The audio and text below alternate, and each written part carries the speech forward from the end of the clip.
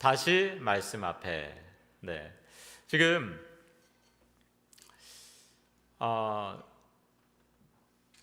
예전과는 완전히 다른 그러한 시대를 우리가 살아가고 있습니다. 이 코비드 19으로 인해서 이 팬데믹이 전 세계적으로 퍼져나가면서 우리들의 일상이 예전과는 많이 달라졌습니다.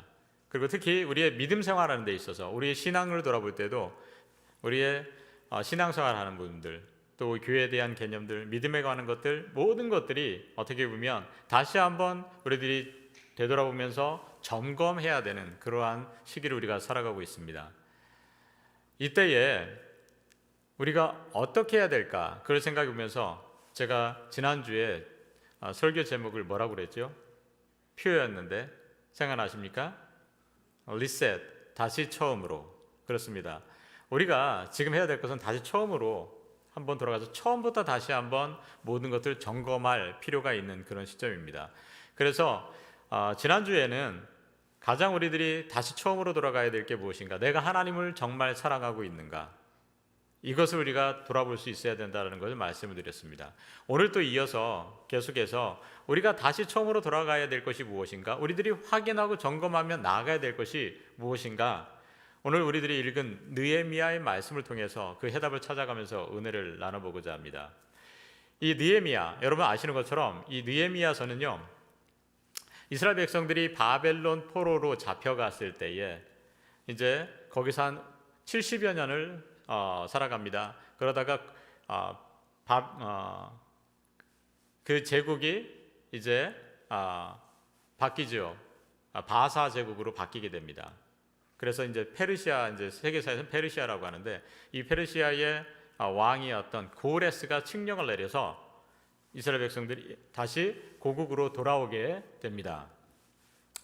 그들이 고국으로 돌아올 때에 어떤 상황이었냐면, 이 고국은 한 70여 년 동안 완전히 폐허로 방치가 되어 있는 그러한 상태였습니다.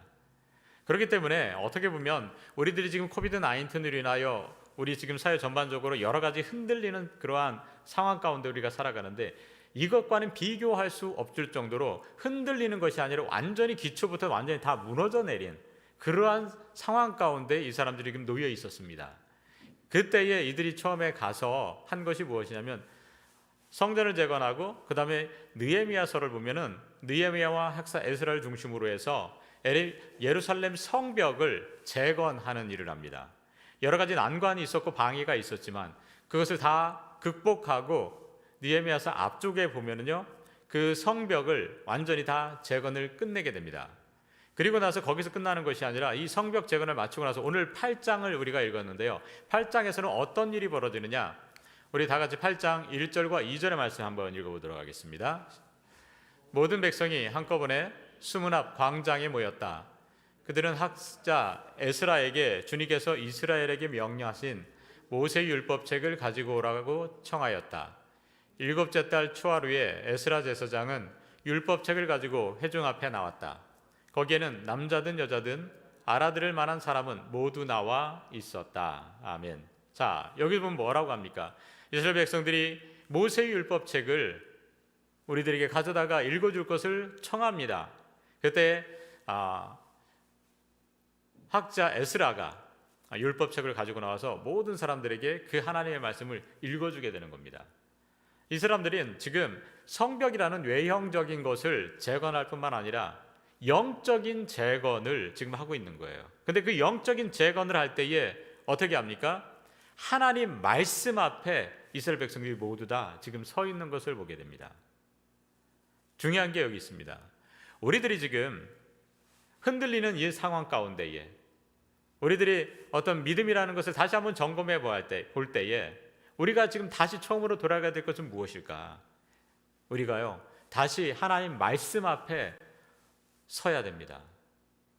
우리가 지금 말씀 앞에 제대로 서 있는지 아닌지 이것을 돌아보면서 우리는 하나님의 말씀 앞에 바로 서는 그러한 일을 지금 우리들이 해야 됩니다. 제가 이 하나님 말씀 앞에 서는 것, 이거에 대해서 이제 말씀을 묵상하는 가운데에 지난주에 그런 생각이 들더라고요. 갑자기 그런 생각이 떠올랐습니다. 어떤 거냐면 지금 우리가 하나님 말씀 앞에 서서 살아가야 되는데 지금 우리가 지금 하나님 말씀을 대할 때 어떻게 대하고 있을까? 우리가 지금 하나님 말씀을 대하는 태도는 지금 어떤가? 이걸 한번 묵상해 봤습니다. 그러면서 떠오른 게 뭐냐면 이스라엘 백성들이 애굽을 탈출해서 이집트를 탈출해서 이제 하나님께서 약속해 주신 가나안 땅으로 갑니다. 그런데 그때에 처음부터 이스라엘 백성들과 함께 했고 이스라엘 백성들을 인도해 줬던 상징이 있었죠. 무엇입니까? 바로 구름 기둥과 불 기둥입니다. 이 구름 기둥과 불 기둥이 이스라엘 백성들과 계속해서 동행하면서 앞에서 이끌어 줬습니다. 그러면서 제가 생각이 들었어요. 만약에 그 구름 기둥과 불 기둥이 지금 이 자리에 나타난다고 하면 과연 나는 어떤 반응을 보일까? 여러분이라면 어떤 반응을 보이실 것 같으십니까? 지금 여기에 딱 나갔더니요, 바깥에 지금 구름 기둥과 불 기둥이 딱 서 있는 거예요. 참고로 구름 기둥과 불 기둥이라는 건 두 가지가 아니라 하나입니다. 하나가 이제 붙어 있는 거라고 볼 수가 있죠. 이게 바깥에 쫙 서 있다고 생각하면은요, 저는 정말 그 앞에서 전혀 움직일 수가 없을 것 같아요. 제가 예전에 그 김포공항 가면은 그 활주로 끝에 길이 있어요. 제가 거기가 있었는데 우연히 거기가 있을 때가 있었는데 비행기가 착륙을 하는데요, 바로 머리 위에서 커다란 비행기가 쑥 내려가더라고요. 비행기 뭐 이렇게 타보긴 많이 탔어도 비행기가 머리 위에서 이렇게 떠가는 거는 그렇게 많이 경험할 수가 없는데 활주로 바로 끝에 있는 거기 제가 그곳에 있었기 때문에 비행기가 정말 어마어마한 큰 비행기가 바로 머리 위에서 이렇게 내려가는데 와, 정말 그때요, 와, 그러면서 다리가 안 움직여지더라고요. 그냥 멀뚱하게 그만 감탄하면서 쳐다봤던 그런 기억이 납니다. 그런데 이 비행기 하나만 보더라도 그렇게 되는데 지금 구름 기둥과 불 기둥이 우리 앞에 눈앞에 탁 펼쳐져 있다고 하면은 어떨까?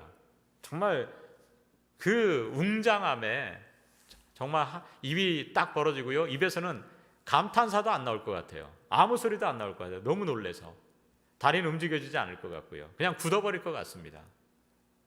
자, 그런데 재밌는 것은 뭐냐면 이스라엘 백성들은 이 구름 기둥과 불 기둥 계속해서 함께하지 않았습니까? 광야 생활하는 가운데에 처음부터 끝까지 이 구름 기둥과 불 기둥이 이스라엘 백성들을 인도했습니다. 그렇다면 이 사람들의 마음은 어땠을까? 처음에는 저랑 똑같은 그러한 마음이 있었을 겁니다.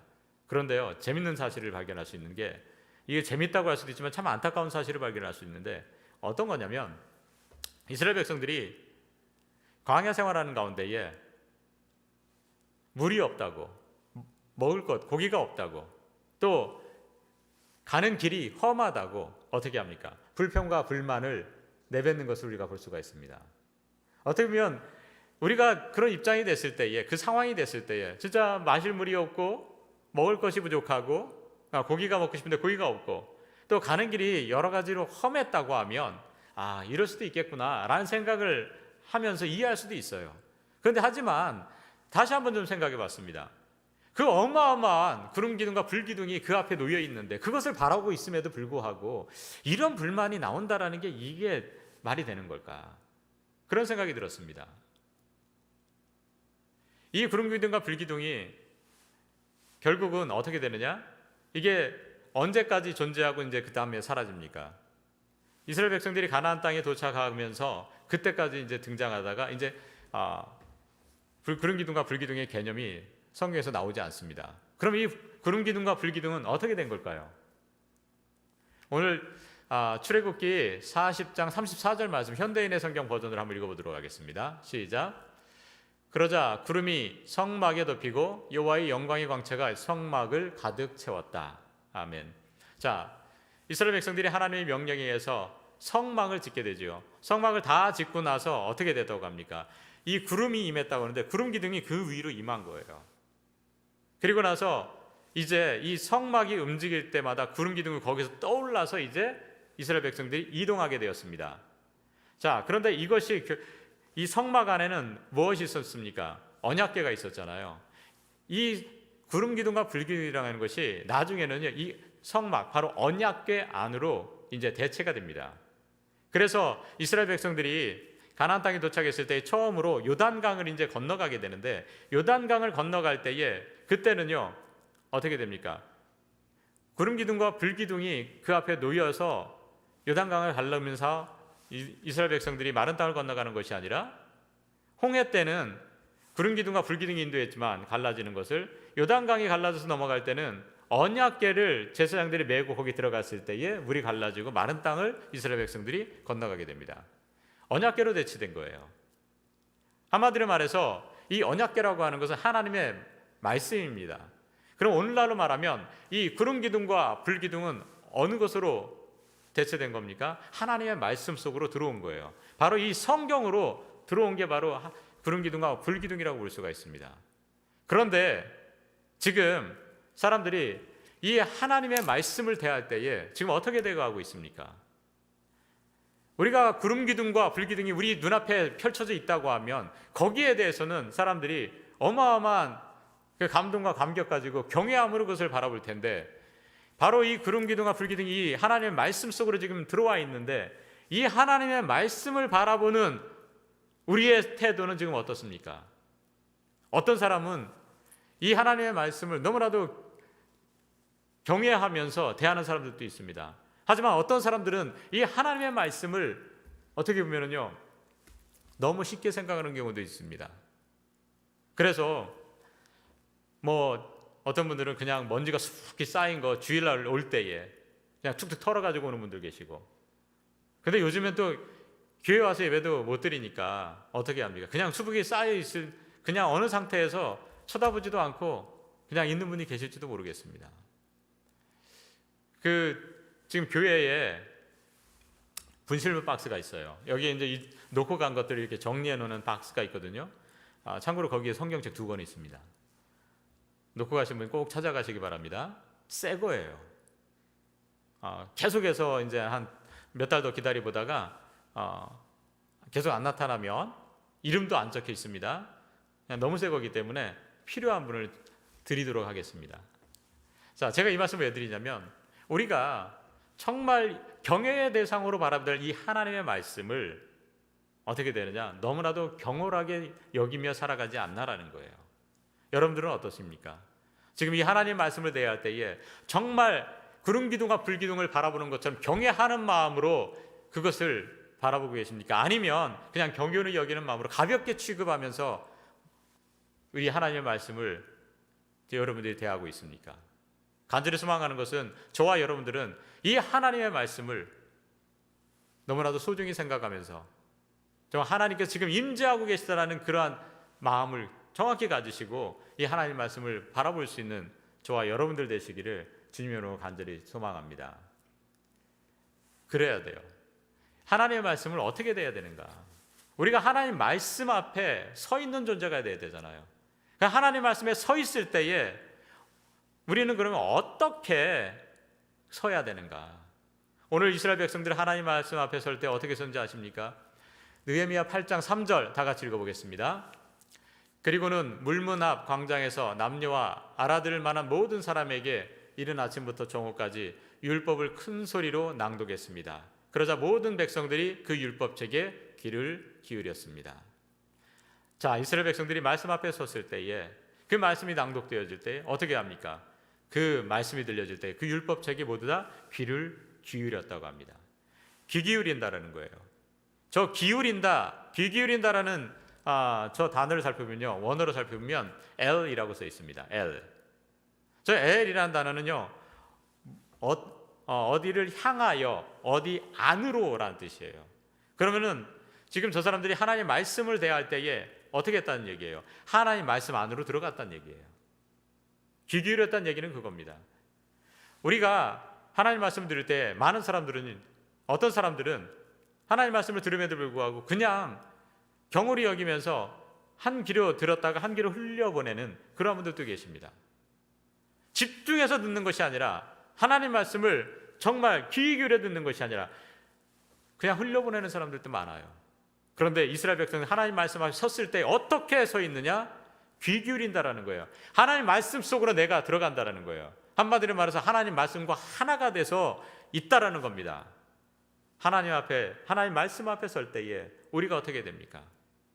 여러분 집중하십시오. 하나님 말씀 안에 여러분들이 같이 들어가야 돼요. 호흡해야 되는 겁니다. 그렇게 서 있어야 됩니다. 그리고 또 하나, 이스라엘 백성들이 어떻게 했느냐? 하나님 말씀 앞에 섰을 때 어떻게 했느냐? 다 같이 5절의 말씀 다 같이 읽어보겠습니다. 모든 사람들이 다 볼 수 있도록 에스라가 강단에 높이 서서 그 책을 폈을 때 백성들은 일제히 일어섰다.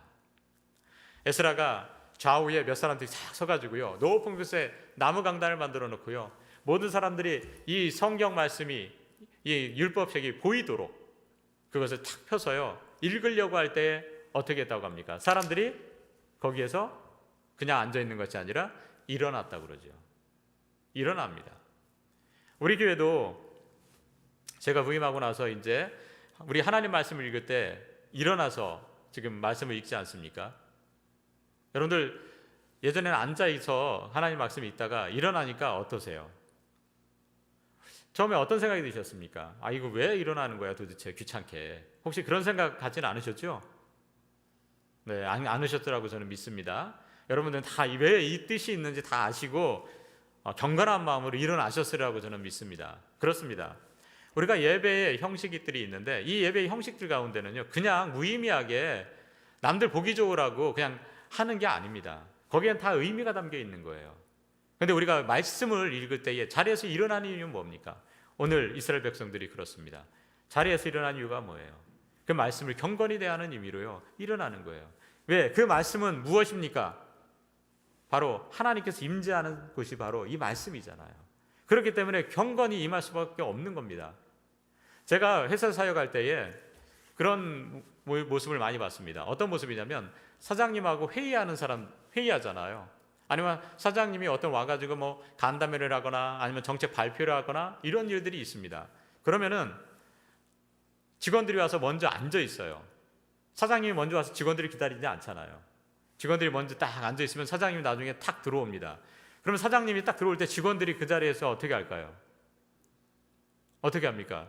일어서죠, 당연히. 안 일어날 수도 있어요. 회사 그만 다니고 싶으면. 웬만한 사람들은 사장님이 딱 들어온 순간 다 앉아있다가 다 일어납니다. 왜 일어나는 겁니까? 존경의 표시죠. 존경의 표시입니다. 그런데 우리가 성경 말씀을 대할 때에 지금 하나님께서 성경 말씀을 통해 우리에게 말씀하고 계시는데 어떻게 해야 되는 거예요? 당연히 경외한 마음으로 일어서서 그 말씀을 드려야 되는 거 아니겠습니까? 그렇습니다. 우리가 하나님의 말씀 앞에 섰을 때에 어떻게 해야 되는가?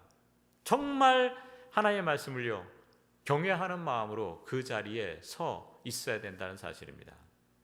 우리의 삶의 자리에서 여러분들 하나님의 말씀 대하는 태도 어떠십니까? 이 하나님의 말씀 여러분들이요 경홀히 여기는 것이 아니라 우리의 삶의 자리에서 항상 귀를 기울이고 하나님 말씀 임할 때에 우리가 경외하는 마음으로 그 말씀 안으로 우리를 내어보내고 정말 말씀과 하나 되는 그러한 삶을 우리가 살아갈 수 있는 저와 여러분들 되시기를 주님의 이름으로 간절히 축원합니다. 이 말씀이 임했을 때에 이스라엘 백성들에게 어떤 일들이 일어나는가? 말씀이 임하면요 이런 일들이 일어납니다. 8절에서 9절 상반절 말씀 읽어보겠습니다. 시작. 하나님의 율법책이 낭독될 때에 그들이 통역을 하고 뜻을 밝혀 설명하여 주었으므로 백성은 내용을 잘 알아들을 수 있었다. 백성은 율법의 말씀을 들으면서 모두 울었다. 여러분들 말씀을 들으면서 울어본 적이 있으십니까? 여러분들 말씀을 들으면서 그 말씀이 여러분들 마음을 만져줄 때 여러분들 그 말씀에 감동해서 울어본 적이 있으십니까? 이스라엘 백성들 지금 그 말씀이 임할 때에 우는 거예요. 왜 그렇습니까? 그 말씀이 그들의 마음을 만졌기 때문에 그래요. 말씀을 통해서 우는 이유는 뭘까? 그 말씀으로 자기들을 비춰보니까 자기들의 모습이 보여지는 거예요. 그렇기 때문에 자기들이 그런 처절한 현실들이 보여지고 깨달아지고 하나님 말씀 앞에서 우리가 어떻게 살았는지 그 모습들이 보여질 때에 정말 죄인된 모습으로 살았고 부족한 모습으로 살았던 그들의 모습, 그런 것들이요 다 보여질 때에 그들은 회개하며 우는 것을 우리는 볼 수가 있습니다. 우리가 가장 중요한 거, 말씀 앞에 섰을 때에 우리는 어떻게 됩니까? 우리는요 말씀으로 우리를 비춰볼 수 있어야 돼요. 말씀 앞에 서가지고 말씀을 경건히 대하는 것뿐만 아니라 그냥 서 있는 게 아니라 말씀으로 어떻게 해야 된다고요? 우리를 비춰보아야 됩니다. 요즘에 세상 사람들을 보면은요 점점 가전기기, 특히 이 디바이스 앞에 보내는 시간이 더욱더 많아졌다고 그러죠. 특히 이 코비드-19로 인해 가지고 스마트폰하고 뭐 컴퓨터, 인터넷 이것을 더 하는 시간들이 훨씬 더 늘어났다고 그래요. 왜냐하면 바깥에 돌아다니는 것 이게 불편하다 보니까 집에서 할 수 있는 것이 TV를 보거나 아니면 스마트폰, 특히 인터넷 이것을 많은 시간들을 그곳에 쏟아붓는다고 합니다. 그런데 문제는 뭔가 우리가 자꾸 모니터만 쳐다보고 있다 보면은요 여기에서 발생되는 문제가 뭐냐면 자아를 돌아볼 수 있는, 자아를 성찰할 수 있는 시간들을 점점 사람들이 갖지 못한다고 합니다.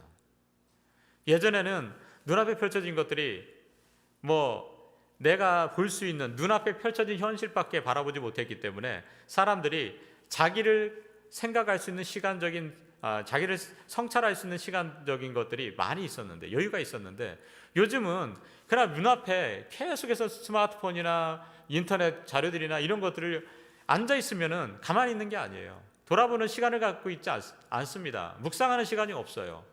계속해서 그걸 바라보는 거죠. 뭔가 안 들으면 오히려 불안해 여기는 겁니다. 그러다 보니까 사람들이 자아 성찰할 수 있는 시간들이 너무나도 부족하다는 거예요. 여기에서 어떤 문제들이 생기느냐, 자기를 제대로 돌아보지 못하니까 여기서 어떤 문제들이 생기느냐, 두 가지 자기 자신에 대해서 착각이 일어난다고 합니다. 어떤 착각인가? 제가 이 말씀을 준비하다가 또 그 그림을 하나 봤는데요. 어떤 그림이냐면 이 그림입니다. 잠깐만요. 이 그림 다 같이 한번 보겠습니다. 지금 거울을 보고 있죠. 여자분인데 어떻습니까? 자기 자신은 저렇게 날씬한데 거울에 있는 자기의 모습은 뚱뚱하게 보는 거죠. 그럼 반면에 남자, 현실의 자기의 모습은 뚱뚱한데 어떻습니까? 거울에 나타난 자기의 모습은 아주 멋있는 그런 남자로 이제 보고 있습니다. 이제 보통 심리적으로 보면은 저렇게 많이 한다고 그래요. 뭐냐면 여자들 같은 경우에는 보편적으로 자기의 본래 모습보다는 좀 자기 자신을 좀 평가절하해서 본다고 합니다. 그런데 남자들 같은 경우에는 보통 자기가 가지고 있는 것보다 자기를 과대평가하는 성향들이 좀 있다고 그래요. 그건 보통적인 거고, 우리가 저기를 통해서 알 수 있는 게 뭐냐면 분명히 저기에 대해서는 왜곡된 거라는 거죠.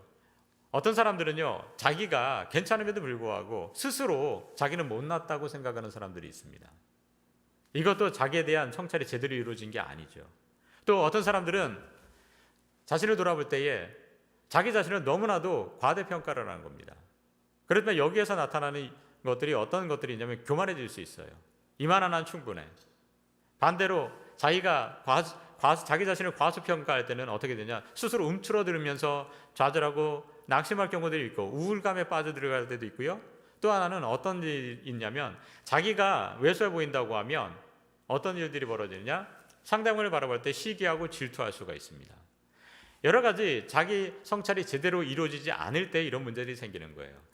그런데 이러한 자기 성찰이 제대로 이루어지지 않는 이유는 무엇입니까?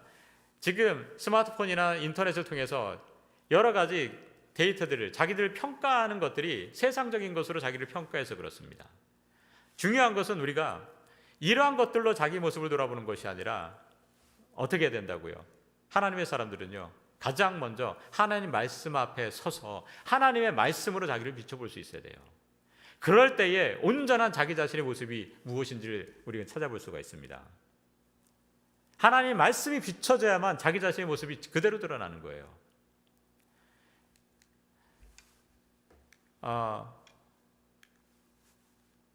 지금 슬라이드가 좀 순서가 바뀌어가지고 시몬 베드로가 그랬어요. 시몬 베드로가 어떻게 했느냐? 다 같이 누가복음 5장 8절 말씀 읽어보도록 하겠습니다. 시작. 시몬 베드로가 이를 보고 예수의 무릎 아래 엎드려 이르되 주여 나를 떠나소서 나는 죄인으로소이다. 자, 하나님 말씀에 자기를 비춰봤을 때에 자기의 어떤 교만하고 또 연약한 모습, 그것이 적나라하게 드러나면서 주님 앞에 자기가 섰을 때 뭐라고 고백합니까? 나는 죄인으로소이다. 말씀 앞에 섰을 때, 주님 앞에 섰을 때 자기의 본 모습, 그게 드러나는 걸 갖고 고백하는 거예요. 나는 죄인으로소이다. 바울도 그러지 않습니까? 바울은 이렇게 고백합니다. 다 같이 읽어보겠습니다. 디모데전서 1장 15절입니다. 그리스도 예수께서 죄인을 구원하시려고 세상에 임하셨다 하였도다. 죄인 중에 내가 괴수니라. 아멘. 이 바울은 같은 경우는 그냥 죄인으로서이다 이 정도가 아니에요. 죄인 중에 내가 괴수라는 거예요. 죄인 중에서 내가 아주 가장 큰 죄인입니다 라고 고백하는 걸 보게 됩니다. 언제 그렇게 됩니까? 주님 앞에 섰을 때, 하나님 말씀 앞에 섰을 때에 그 말씀에 비춰볼 때 자기 모습이 적나라하게 드러나고 제대로 비춰졌을 때 이런 고백을 하는 것을 바라보게 됩니다. 우리들도 마찬가지예요. 우리들도 다른 것에 우리를 비춰보는 것이 아니라 날마다 계속해서 우리의 모습을 하나님의 말씀으로 우리를 비춰볼 수 있어야 됩니다. 그럴 때에 어떤 모습이 우리의 제대로 된 모습이 그대로 드러나는 거예요. 우리의 연약한 모습이 그대로 드러나는 겁니다. 우리의 잘못된 모습이 그대로 드러나는 겁니다. 내가 연약해서 나의 연약함을 감추기 위해서 속이려고 했던 것들, 내가 또 누구를 시기하고 질투했던 것들, 또 내 마음속에 어떤 교만했던 것들, 그래서 남을 무시했던 것들, 이러한 것들이요 그대로 드러나게 된다는 겁니다. 이게 드러나는 게 너무나도 중요한 거예요. 왜? 우리가 육체의 어떤 병을 갖고 있어도요, 왜 그 병이 들었는지 원인을 분명히 알아야 되잖아요. 그럴 때 온전한 치유가 이루어지는 거 아니겠습니까? 시작은 뭡니까? 하나님 말씀으로 나를 비춰서 내 안에 문제가 무엇인지 이런 것들이 알아질 때에 우리가 온전히 하나님 말씀으로 다시금 치유가 될 수 있는 거거든요. 그렇습니다. 우리가 믿음에 대해서 새로 출발하면서 모든 우리의 믿음을 점검해 봐야 되는데 가장 우리가 처음으로 돌아가야 될 것 바로 말씀 앞에 서는 겁니다. 그래서 말씀으로 우리를 비춰보는 거예요. 잘못된 것을 그래서 우리가 바라볼 수 있어야 된다는 사실입니다. 그럴 때에 우리가 이러한 새 출발을 할 때에 말씀으로서 우리가 새롭게 빚어지고 하나님의 온전한 사람으로 다시금 우리가 세워지고 출발할 수 있는 그러한 온전한 믿음의 사람들이 되리라고 믿습니다. 그러한 정말 하나님 바라보실 때 온전한 하나님의 백성 될 수 있는 저와 여러분들 되시기를 주님의 이름으로 간절히 축원합니다. 자, 오늘 이 말씀 가운데에 읽지는 않았지만 마지막 18절에 보면은요, 하나님의 말씀 앞에 선 이스라엘 백성들이요 한 번에 이렇게 한 번 서고 그치는 것이 아닙니다. 어떻게 했느냐?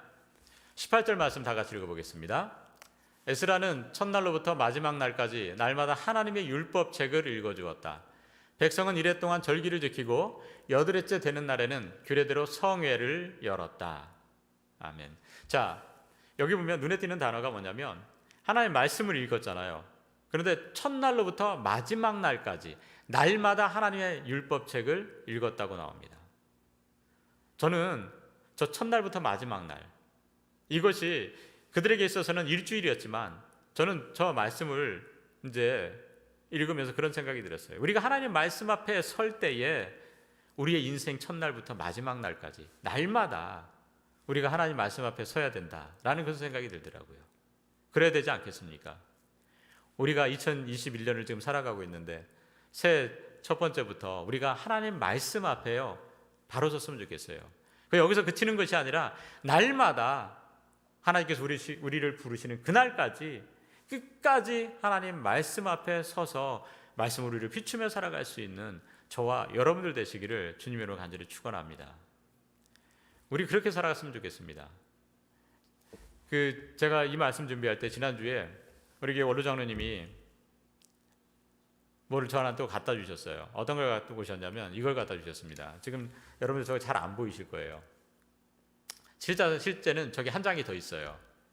깨알같이 저거를 쫙 적으셨는데 뭐냐면 성경 2019년 연합속회 이후로 성경 통독하신 거를요 다 기록하신 겁니다. 그래갖고 작년 말까지 거의 1년 동안 성경 통독한 것을 쭉 적으셨는데 저기 3페이지로 쫙 읽으신 거예요. 한 번 저 떨어지는 이렇게 한 그룹이 일독이에요, 저게. 그래가지고 64독을 하셨더라고요. 1년 동안, 거의 1년 남짓 동안 64독을 하셨는데, 정말 하나님 말씀과 동행하는데, 저거는 현실적으로 뭐 우리가 뭐 세상에 이런 일이 이런 데에 나올 이야기고요. 보통 사람들 같은 경우 저렇게 할 수가 없는 거죠. 저렇게 하면은 계속해서 이제 하루 종일 말씀만 읽으셨대요. 그러면 저렇게 되는 건데, 우리가 그렇게 뭐 성경 통독을 뭐 64독을 1년에 할 수는 없지만, 우리가요 최소한 1독은 했으면 좋겠어요. 말씀 앞에 계속해서 서는 시간들을 좀 가졌으면 좋겠습니다. 특히 다음 주부터, 내일 모레부터요, 우리가 구약 성경을 1독을 하려고 합니다. 줌을 통해서 우리가 성경 통독을 하게 되는데, 여러분들이 많이 참여하셔서 이 성경 통독을 하시면 좋을 것 같고, 줌으로 들어오시기가 불편하신다면은 여러분들 집에서라도 그 시간에 따로 이 구약 통독을 할 때 3주 동안 구약 통독하는 시간들을 여러분들이 꼭 가지셨으면 좋겠습니다. 그리고 우리가 슬기로운 신앙생활 1월 미션 가운데 하나가 디모데 전후서를 우리가 지금 필사하는 거예요. 그것도 여러분들이 그 책에다가 꼭 한번 필사를 해보시기 바랍니다. 말씀 안에 서시고요, 그 말씀으로 자신을 꼭 비춰봤으면 좋겠어요. 말씀을 읽는 것 참으로 중요합니다. 그런다면 거기서 그치는 것이 아닙니다. 말씀으로 우리를 비춰봐야 됩니다. 그래서 그 말씀이 인도하시는 대로 살아간다면 정말 우리들이 하나님 옆에서 올바른 하나님의 자녀로서 빚어지고 세워져서 제대로 된 우리의 신앙생활을 할 수 있으리라고 저는 믿습니다. 올 한 해 말씀 앞에 서서 살아갈 수 있는 저와 여러분들 되시 다시 한번 주님의 이름으로 간절히 축원합니다.